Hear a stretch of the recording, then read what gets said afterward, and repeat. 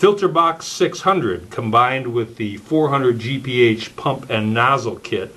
Proper installation when using the diverter for a secondary flow.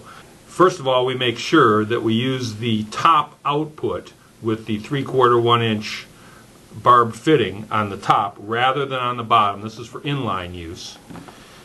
So we're going to put the pump inside. Now the pump does fit using the feet. However, it does get fairly tight when you add the rest of your filtration components. So we recommend taking the feet off.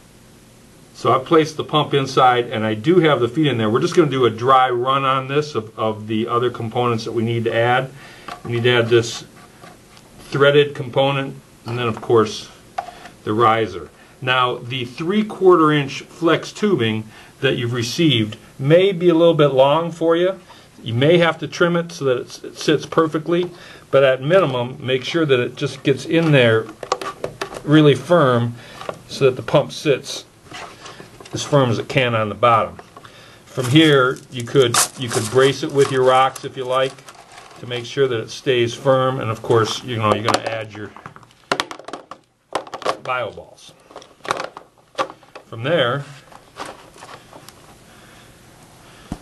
we're going to add our fine filter media. Now what I do is I stretch it and put it over the diverter so that if I do have to come in and do some fine adjustment on my diverter, I can do it with only taking off the black.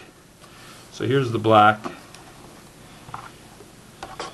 Now we make sure that we're in our the groove is used here for the cord.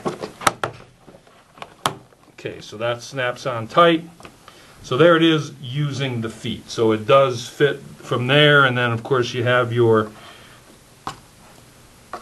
adapter, and then of course your nozzles.